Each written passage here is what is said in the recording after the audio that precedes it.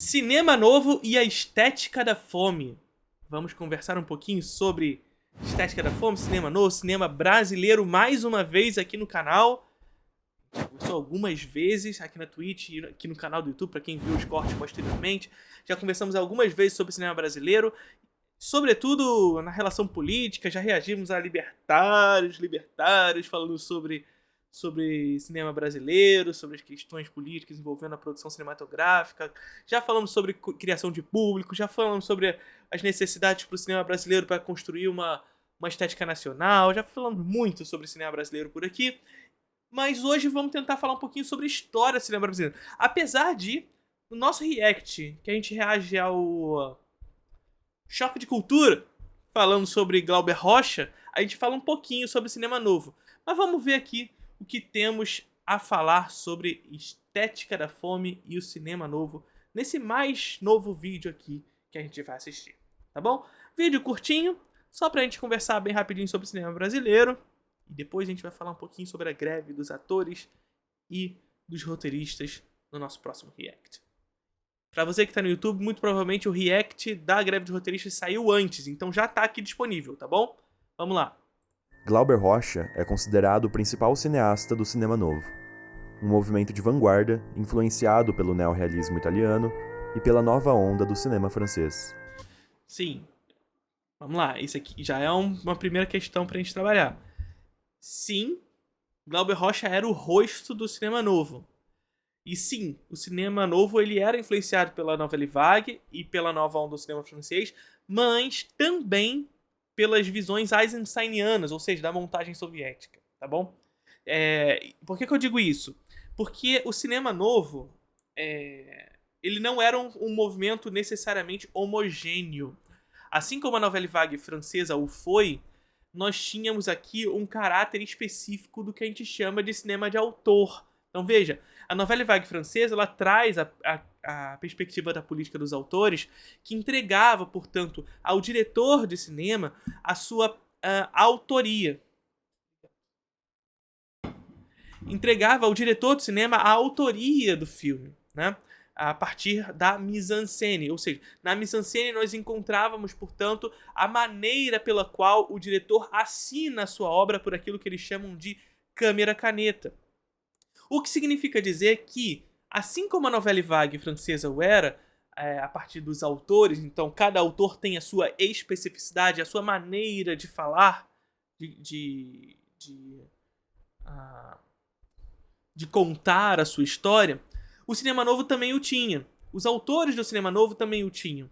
Por mais que a gente consiga encontrar algumas semelhanças entre eles, até porque o cinema novo surge de um manifesto, que é o Manifesto da Estética da Fome, por exemplo, ainda assim, os autores eles carregavam consigo uma certa independência na medida em que eles tinham consigo também essa influência da Nouvelle Vague. Então veja, nós tínhamos influências da Nouvelle Vague, nós tínhamos influências sim do neorrealismo italiano, e a gente pode discutir em breve o que significam essas influências também no cinema novo, na medida em que a gente está falando aqui das influências da Nouvelle Vague, mas também tínhamos influências lá do cinema soviético. Alguns autores tinham muito essa perspectiva soviética carregada dentro de si. Perceba, portanto, que nós estamos falando de um movimento que é bastante heterogêneo, apesar de ter características em comum na medida em que se parte de um manifesto. É claro que, porém, se a gente for partir de um pressuposto de uma visão conservadora sobre o cinema novo, isso vai ganhar alguns contornos, né? A gente viu lá no react que a gente fez aos taus dos libertários, né? Quando eles falam sobre o cinema novo, que eles acreditam que o cinema brasileiro continua fazendo cinema novo, ou reproduzindo algumas lógicas do cinema novo até hoje.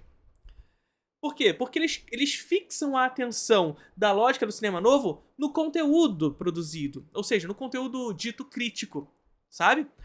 Mas não, a gente não continua reproduzindo cinema novo. O que a gente faz, o que a gente passou a fazer a partir da década de 90 é o que a gente chama de cinema da retomada, que é uma retomada, uma tentativa de retomada de público, sabe? E por mais que os temas eles tenham consigo algo de crítico, a forma, a maneira como esses temas são comunicados carrega muito das influências de uma importação da lógica de produção norte-americana, sabe? É meio que assim, eles fazem cinema que dá público, vamos tentar reproduzir aqui. Mas, velho, pasmem, Hollywood faz filme hollywoodiano desde sempre, né? E a gente quer tentar ganhar o público deles fazendo igual, né? Ou tentando imitar de alguma forma, né? Então, além de também uma crítica que não tinha... Quando esse conteúdo ele não é acompanhado de uma forma, quando essa forma ela não é uma mera decoração, um mero objeto decorativo, enfim, o conteúdo ele passa a ser transmitido de maneira muito mais estéril, né? Ou até mesmo o tiro pode sair pela culatra, como aconteceu em Tropa de Elite, por exemplo, né? Então, veja, primeiro, nós estamos falando de um movimento que é bastante heterogêneo, e estamos falando de um movimento que, apesar de ser influente para a história de cinema, ele não é reproduzido, ele não continua sendo reproduzido. E nem deveria. Porque quando a gente fala... Isso aqui é muito importante, tá, gente? Isso aqui é muito importante. Tá? Isso aqui é muito importante.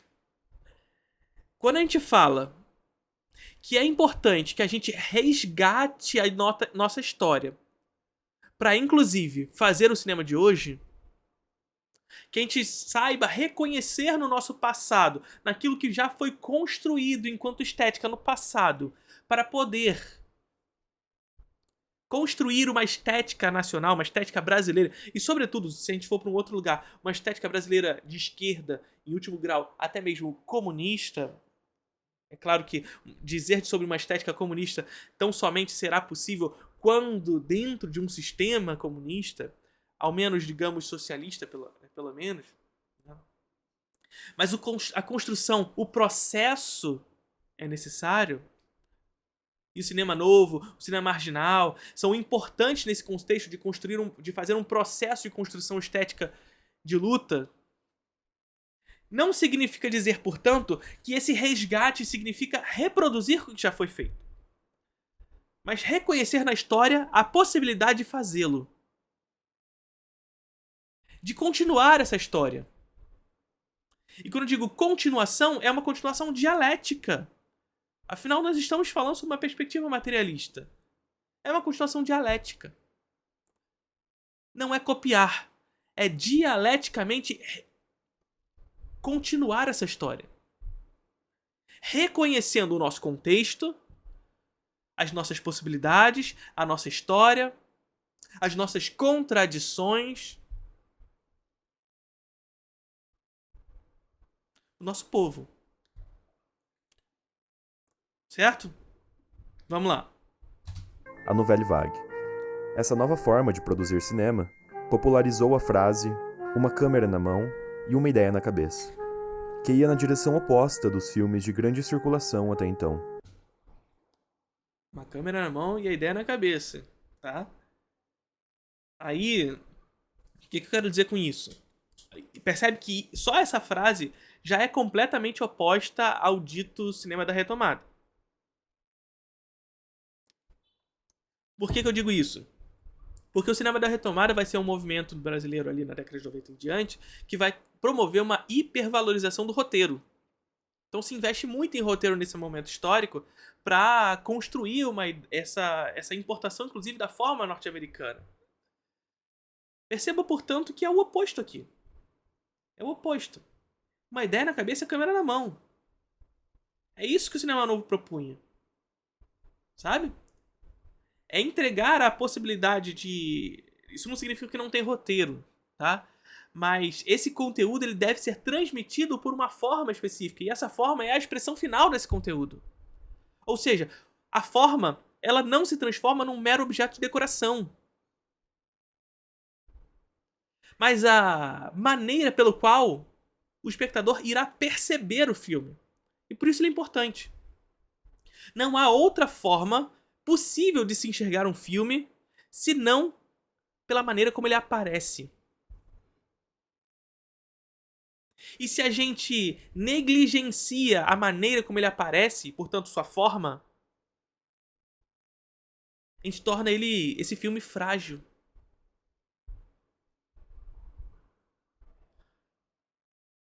inclusive fortalecendo discursos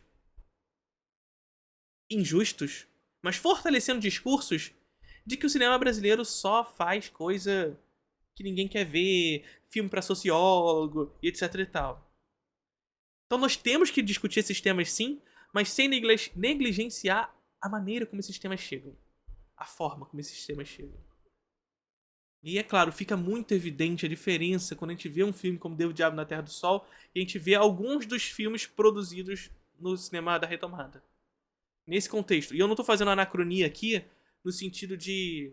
enfim... no sentido temático, não. É perceber como há um negligenciamento da forma mesmo. Sabe? Em sua maioria, chanchadas e produções de grandes companhias, ainda muito influenciados por uma pompa europeia. No mesmo ano de lançamento de Deus e o Diabo... Então, aqui ele tá falando dessa... Vamos voltar rapidinho?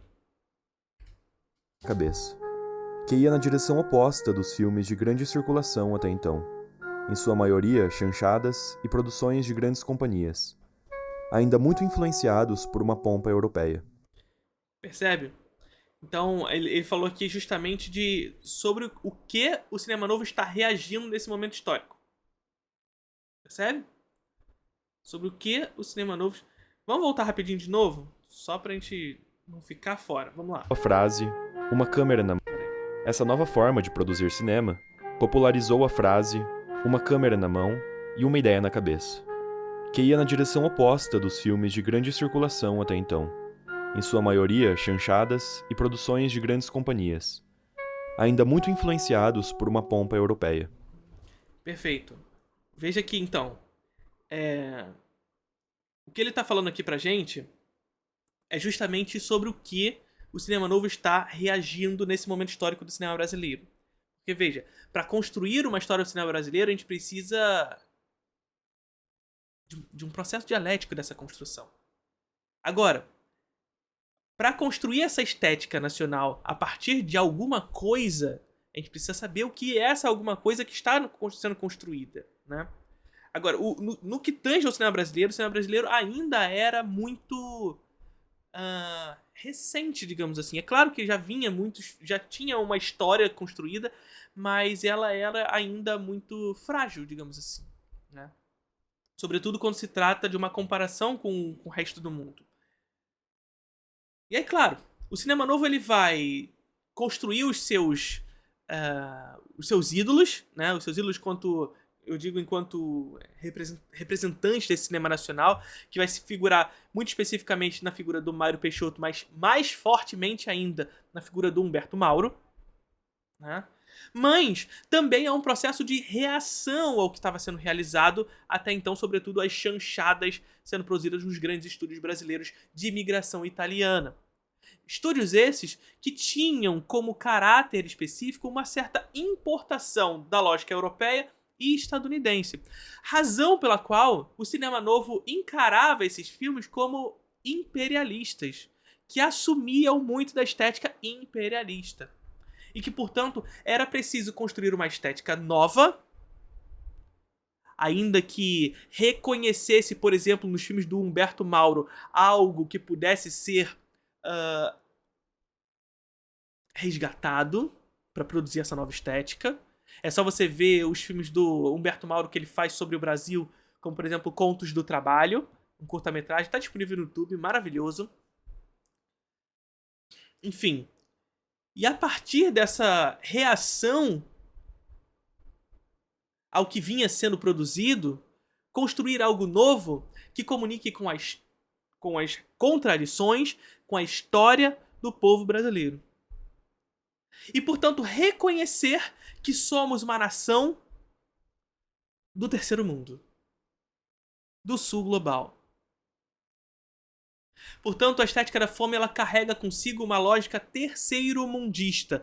Afinal, a gente está falando de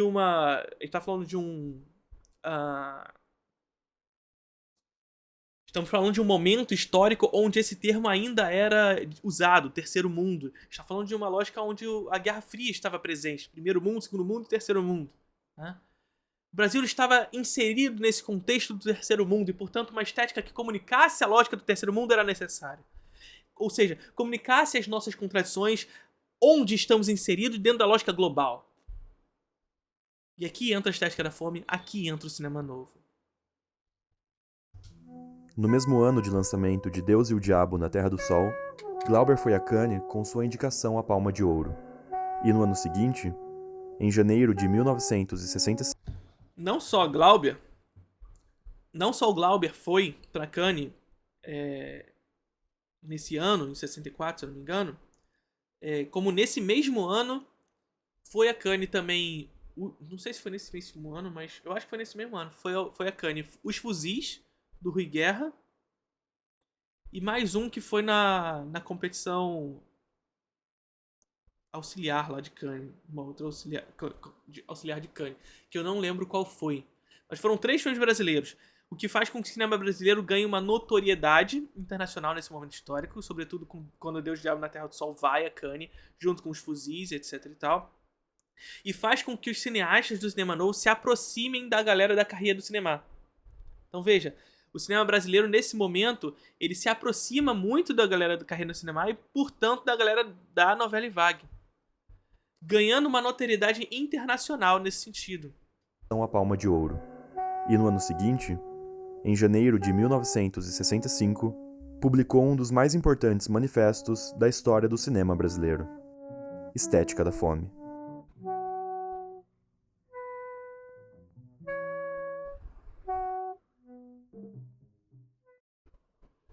O texto apresentava um projeto artístico revolucionário, que almejava utilizar o cinema como ferramenta de mudança social, e não apenas de denúncia. Ao tensionar as relações entre o interlocutor artista latino-americano e o consumidor estrangeiro, o diretor apontava que a arte produzida até então não comunicava a verdadeira miséria vivida por seu povo a esse espectador, e nem este estrangeiro era capaz de compreendê-la verdadeiramente. A única comunicação efetiva era de mentiras elaboradas da verdade, como exotismos formais que vulgarizavam problemas sociais e que apenas satisfaziam a nostalgia do primitivismo do observador europeu. Dessa forma... Perfeito. Essa é a lógica imperialista que eu estava falando anteriormente. É uma maneira de fazer enxergar o Brasil que mais atende aos interesses internacionais e estrangeiros do que interesses propriamente brasileiros. Ou seja, o que o cinema novo estava propondo em fazer a partir de agora, a partir da estética da fome, era falar sobre o Brasil para o brasileiro. Sabe? E não falar sobre o Brasil para o estrangeiro. Que é muito o que o cinema da retomada faz. E por isso que a Ivana Bentes vai escrever, quando ela vai falar sobre o cinema da retomada, ela vai falar sobre cosmética da fome. Porque é exatamente o oposto do que faz o cinema novo. Não é uma continuação do projeto do cinema novo. É exatamente o oposto. Enquanto a estética da fome propunha justamente essa comunicação onde o cinema brasileiro fala com o brasileiro, ou tenta pelo menos falar com o brasileiro, o cinema da retomada, a partir dessa importação da estética estrangeira, fala sobre o brasileiro para o estrangeiro. Para o estrangeiro. Beleza? Agora, a gente vai falar já, não sei se ele vai aqui comentar sobre isso, mas a gente vai falar já se esse projeto do cinema novo foi eficaz ou não. Vamos lá. A América Latina permanecia colônia em sua produção artística. Os artistas eram castrados em exercícios formais e não atingiam plena possessão de suas formas, não despertando nunca do que Glauber chama de um ideal estético adolescente. Além disso, a indignação social provocava discursos flamejantes, sendo o primeiro sintoma o anarquismo, o segundo uma redução política da arte que faz má política, e o terceiro uma busca por uma sistematização para a arte popular. E foi então na fome que o cineasta encontrou a trágica originalidade do cinema novo. A nossa originalidade é a nossa fome. E nossa maior miséria é que esta fome, sendo sentida, não é compreendida. Glauber apostava também em uma estética da violência, já que para ele, a mais nobre manifestação cultural da fome é a violência. Luta de classes, né, gente? Com ela, o colonizador poderia compreender, pelo horror, a força da cultura que ele explora, e não mais satisfazer a nostalgia do seu primitivismo. Porque a violência do faminto não é primitiva, é revolucionária. Perfeito. É luta de classes, né? É quando o trabalhador sente na pele a necessidade da revolta. E aí, quando nós temos um movimento cinematográfico que assume esse discurso, significa dizer que se trata de um movimento que busca pautar esse debate. Porque é aquilo que a gente sempre discute, né? A gente sempre fala por aqui. Em momentos de crise, o povo tende a se rebelar. Em momentos de crise, o povo tende a se rebelar. Tende a se revoltar. Né? E a fome é uma dessas crises. E nesse caso aqui, especificamente, uma crise constante. Uma crise constante. Uma crise sentida quase como histórica e essencial à lógica do povo brasileiro nesse contexto histórico. Não só nesse, né? Não só nesse. Mas percebe, então, que é uma crise sentida histórica. E essa crise faz com que esse povo se rebele. E por isso revolucionária nesse sentido. Por isso luta de classes nesse sentido. Agora, em momentos de crise o povo tende a se rebelar. Isso não significa dizer que, porém, esse rebelamento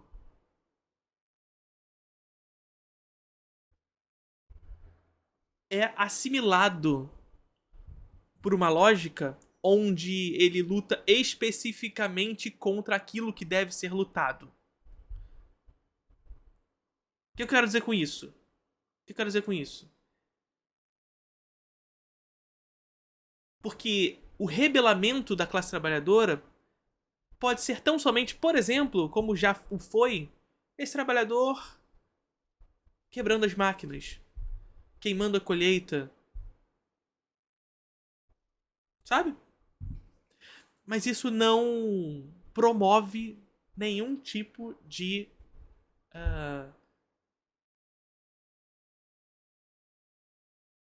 resolução do problema da classe. Agora, esse rebelamento, a grande questão aqui é que no momento de crise, essa classe se rebela, nós, enquanto classe, nos rebelamos, e a fome é uma dessas causas da revolta. Cabe, portanto, saber quem vai pautar esse debate, quem vai pautar a revolta. E aí, claro, a classe burguesa ela surge como a manifestação desse controle. Né? Como? Dinheiro, gente. Dinheiro. É só ver o que aconteceu no Brasil recentemente. Nós estávamos em crise? Estávamos em crise. Então, o povo brasileiro estava revoltado? Justamente revoltado? Estava. Mas quem pautou o debate? Quem pautou o debate para que um ser como o Bolsonaro fosse eleito? A burguesia. Que fretou ônibus, que comprou eleições, disparo de WhatsApp e etc e tal. Quem pautou a revolta foi a burguesia. Que está organizada. E, sobretudo, essa esquerda ela se desorganizou no Brasil, principalmente no pós-fim da União Soviética. Enfim, a esquerda no mundo foi desorganizada. A gente vem se organizando novamente, recentemente, né? Ainda é muito cedo para dizer sobre uma organização de fato, mas a gente vem se organizando. Mas a gente ainda é formiga. Esse formigueiro. A gente é formiguinha ainda. Sabe? Porque enquanto isso a gente ainda vê Brasil Paralelo sendo a empresa que mais gasta em divulgação nas Big Techs no Brasil. E tá tudo bem. Tá tudo bem por quê? Porque essas Big Techs elas querem isso mesmo. Reproduz fake news, dane-se, eu ganho dinheiro. E aí por que as Big Techs elas não querem regulamentação? Por que será? Por que elas não querem regulamentar aquilo que é fake news elas mesmas? Por que será? Porque elas ganham muito dinheiro. E aí, enfim, quando a lógica de reprodução é o capital, há essa dificuldade, porque quem vai pautar essa revolta tende a ser quem tem mais grana para fazer. E por isso que a gente tem que lutar sempre pela organização popular. Para que a gente possa organizar. Para que a gente possa pautar o debate da revolta em momentos de crise. E aí, quando a gente está falando aqui do cinema novo, é um pouco sobre isso. Sobre como a arte tem a possibilidade, a potencialidade de organização popular. Significa dizer que a arte será o instrumento da revolução? Que nós vamos vencer o capitalismo pela arte? Não. Mas que a arte, através da sua estética, pela maneira pela qual ela aparece, é uma potente arma de organização social. De organização popular. Que pode, como o cinema novo tentou, e a gente vai discutir se foi viável ou não, construir organização. É claro que, entretanto, a gente sempre precisa ter isso em mente. No momento em que esses discursos eles passam a se tornar ofensivos ao sistema, e por isso que a arte ela não é necessariamente o instrumento que vai vencer o sistema. No momento que esses discursos eles passam a ser ofensivos, porque até então são inofensivos, eles são censurados. Eles são marginalizados por esse mesmo sistema. Percebe? E o cinema novo passou por isso. Passou pelo sistema de censura. Assim como o cinema marginal passou. Então veja, a arte é um instrumento importante de organização social. Mas ainda assim, a arte está inserida sob o contexto da indústria da cultura. Indústria da cultura é essa que está na mão da burguesia. Que detém os meios de produção, distribuição, que tem um controle de todas as etapas da produção.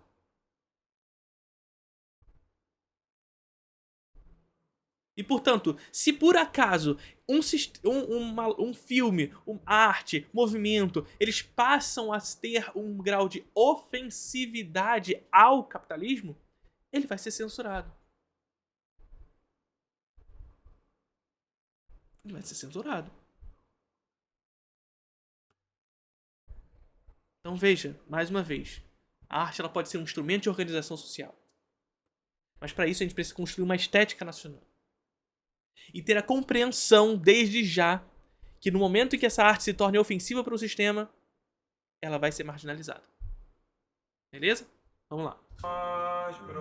Glauber afirmava que enquanto não ergue as armas, o colonizado é um escravo.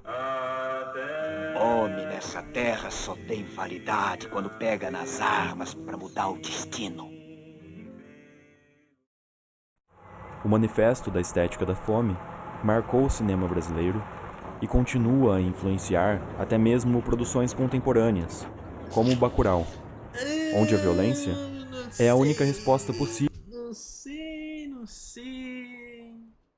para a sobrevivência do povo que está sob ataque do colonizador. Por isso, mesmo que o cinema novo tenha sido encerrado como movimento, seu legado permanece. Afinal, assim, sabe? É porque assim, quem fez o vídeo se fixou na perspectiva da estética da violência.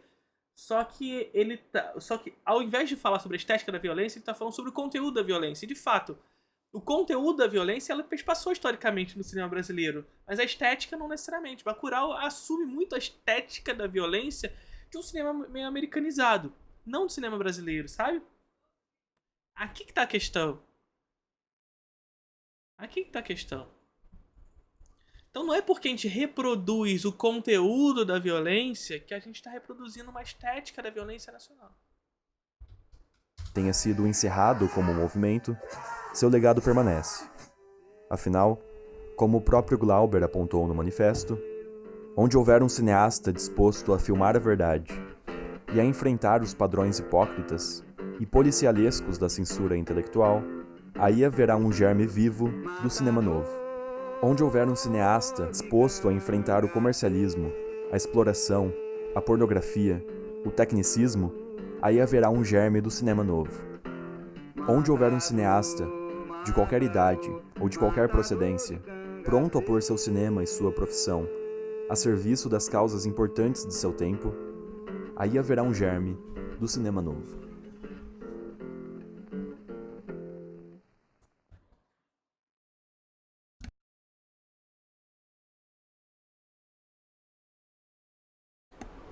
Só um segundo, gente. Só um segundo, só pegar um negócio aqui. Já volto. Só um segundo, só um segundo.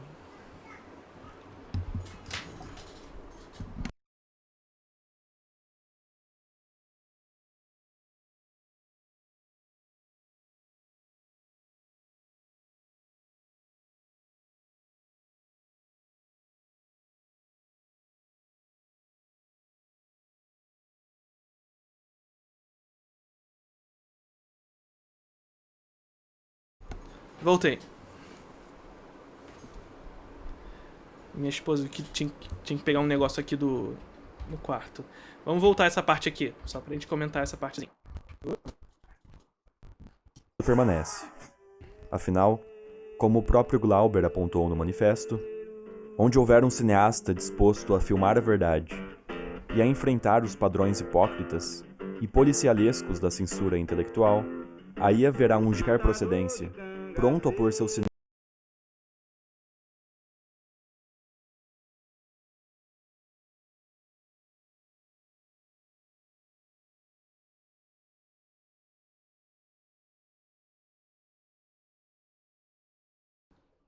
e sua profissão a serviço das causas importantes de seu tempo, aí haverá um germe do cinema novo.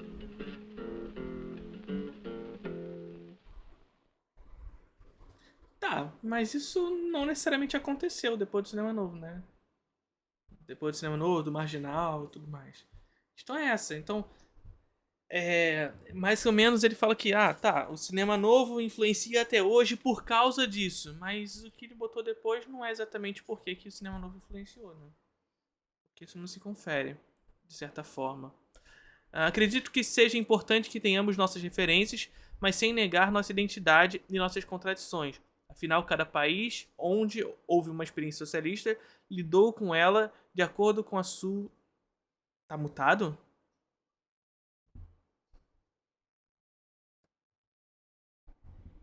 Voltou. Tá. Acredito que seja importante que tenhamos nossas referências, mas sem negar nossa identidade e nossas contradições. Afinal, cada país onde houve uma experiência socialista lidou com ela de acordo com a situação onde eles estavam inseridos. Sim. Assim, é claro que quando a gente está falando do cinema novo, a gente está falando de uma influência nacional. Então, geograficamente, nós temos as nossas influências já dentro do nosso território. Agora, a questão é que essas contradições, esse processo histórico, ele deve ser enxergado sempre no momento em que estamos presentes, né? Afinal, ainda que a gente possa reconhecer as nossas influências no passado, e elas devem ser importantes para construir um cinema de hoje, a gente precisa partir de um processo dialético onde a gente traga aquele sistema do ontem para o hoje. E o hoje carrega outras contradições, outro processo, carrega outras questões, saca? Essa aqui é a questão. E é isso. Curtiram o vídeo? Curtiram o vídeo?